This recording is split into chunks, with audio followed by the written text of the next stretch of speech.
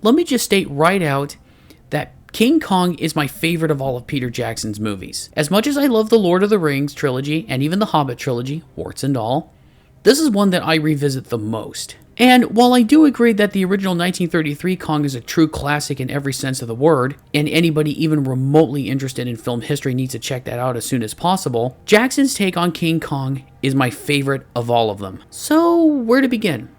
Well, let's start with our two leads, namely Ann Darrow and King Kong. But let's start with Ann. She is someone to whom life, in many ways, hasn't been the most kind. And by that, I mean people tend to disappoint her, and it leads her to believe that good things never last.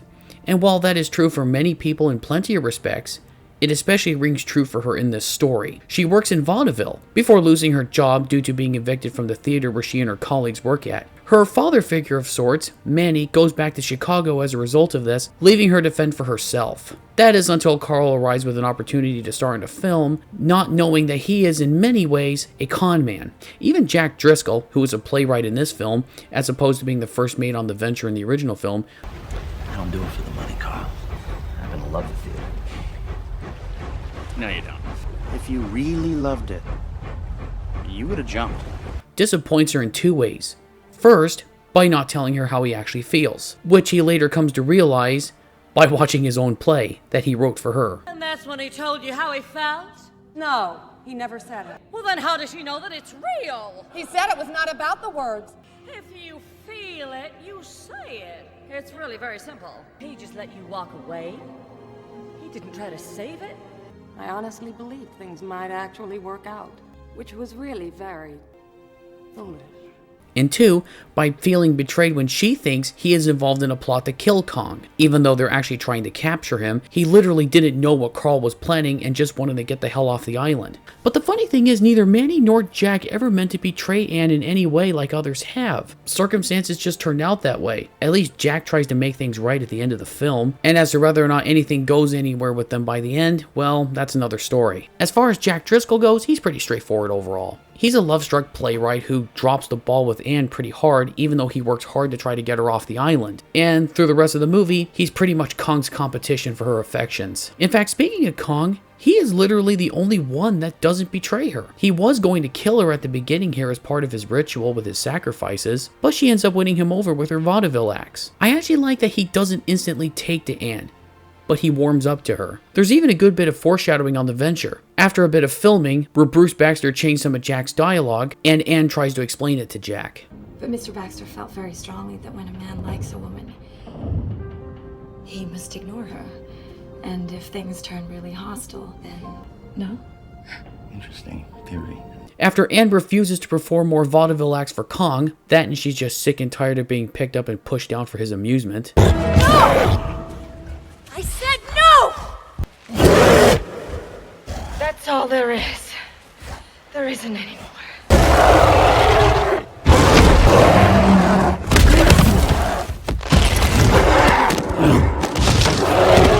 And after all that, he gets humiliated right in front of her when this huge rock hits him on the head. He then leaves her alone for a while, you know, ignoring her, only to show up when she's in trouble.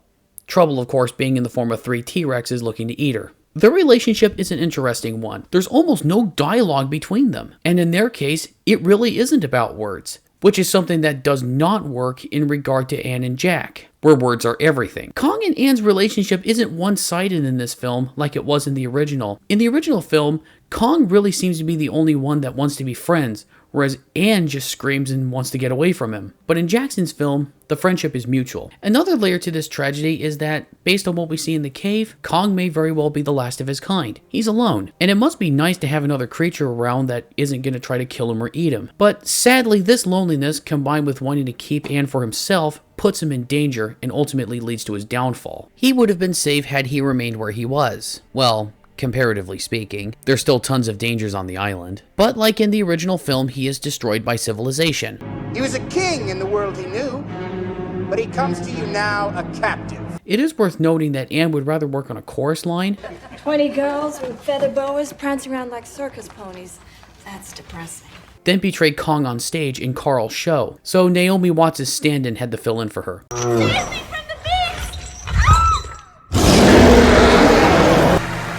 is she?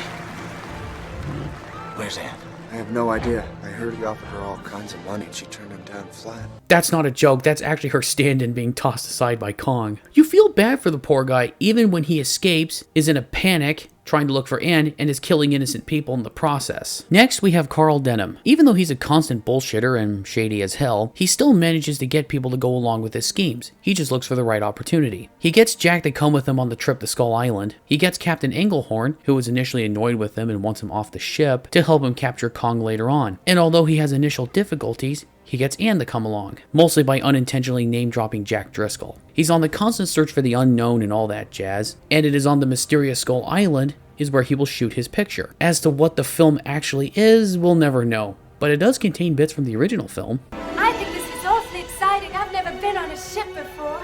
I've never been on one with a woman before. I guess you don't think much of women on ships, do you? No, they're a nuisance. The thing is, though, what begins for him as a kind of artistic pursuit grows into something more cynical, as he loses the film and he falls into the spider pit and feels that he has nothing to lose after that. It's sad that he just reduces it all to a silly act on stage, much to even his lackey Preston's dismay. He was right about there still being some mystery left in this world, and we can all have a piece of it for the price of an admission ticket. That's the thing you come to learn about Carl.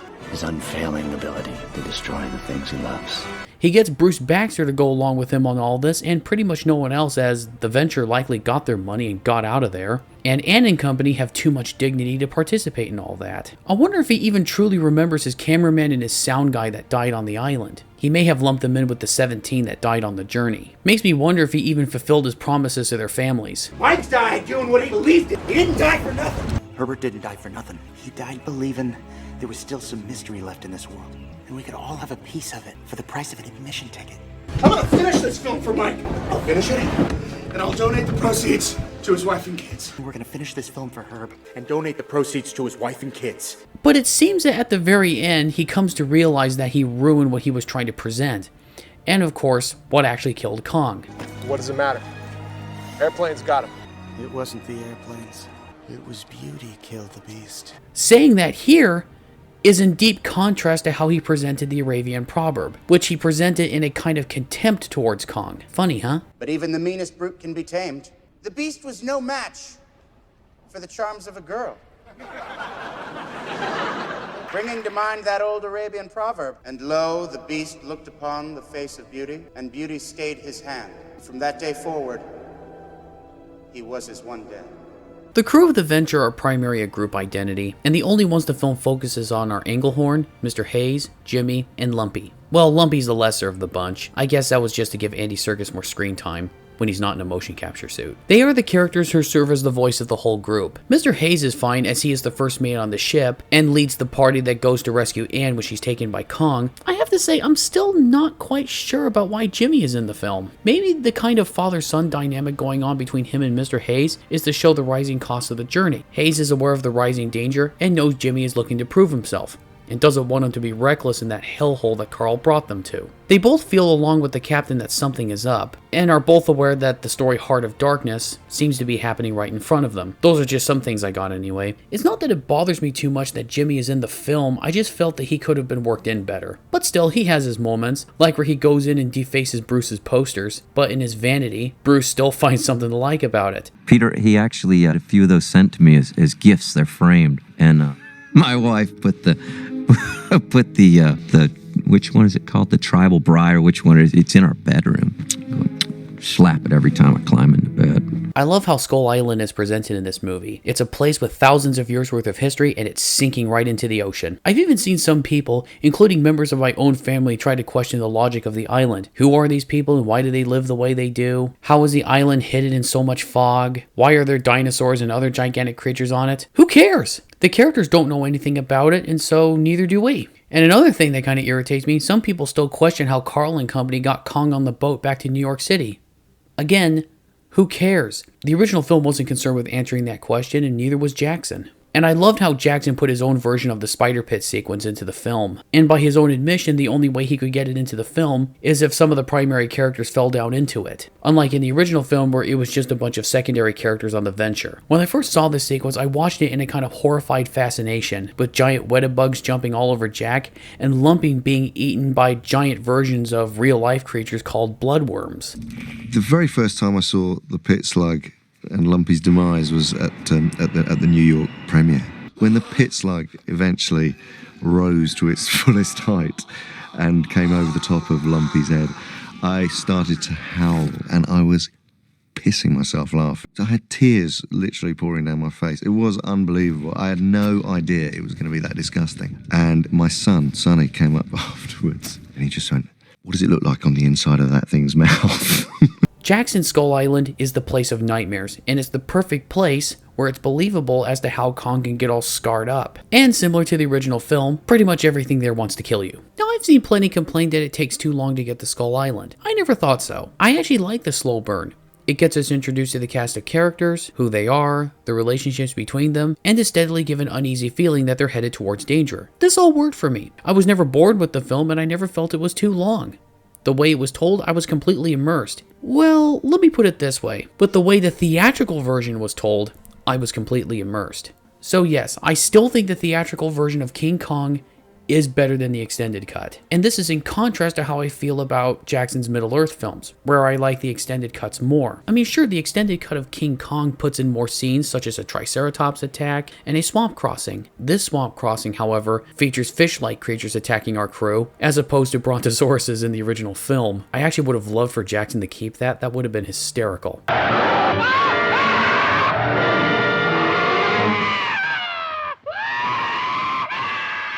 All of that brings it closer to the original film, but I have the same feeling towards the extended version of King Kong as I do to the Redux edit of Apocalypse Now. The Redux version was an interesting edit, and I did watch it from time to time for a different experience. Well, not so much anymore, as Coppola released the final cut back in 2019, which shaves about 20 minutes from the Redux edit, and all of those cuts were the right ones.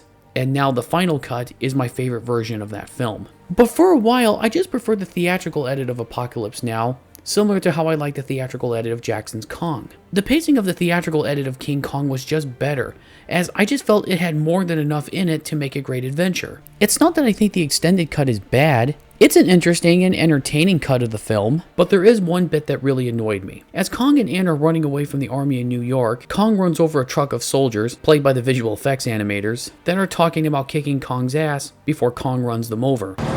This is New York City. It was built for humans, by humans, not for stinking lice-infested ape. We fight it, we kill it, we cut its ugly head off, and we ram it up at the head! In isolation, this scene is funny, but it takes a little bit away from the poignant, almost wordless climax that I find so effective. Now, it is true Jackson on his films has a bad habit of putting comedy in the wrong spots, such as in the Lord of the Rings and the Hobbit films. It didn't bother me as much in those movies as it does here. Visually, the film still holds up very well. From Skull Island to New York, everything was lovingly put together. But it is true that the Brontosaurus stampede shows its age. And even for the time, it was a little bit janky. And this may be a nitpick, but the approach to the island on the small boats sticks out. But the rest of it is still damn good, especially the T-Rex battle, which is still just as entertaining today as when I first saw it. It's funny what movies become your favorites, don't they? When I went into this movie upon release, I wasn't expecting anything fantastic, but I ended up having a blast. So much so that I went back and saw it 2 more times. One time with my dad and another with my sister. This film would also mark the first time where I would have serious disagreements with some of my family members over the film's merits. In fact, it marked the first time that I ever have serious arguments with my family members over any movie. If that alone doesn't make it memorable, I don't know what does. It is true though that as I've gotten older, I've noticed faults, such as the ones I've pointed out in this video, and I can't call this movie flawless, but whatever self-indulgent or overlong parts that others see in the film, and yeah, fair enough, some parts are overindulgent, I just see it as Jackson just having fun reimagining his favorite movie, and I'm always willing to go along with the ride. So yeah, Peter Jackson's King Kong is a damn good movie, and I recommend people check it out if they haven't already.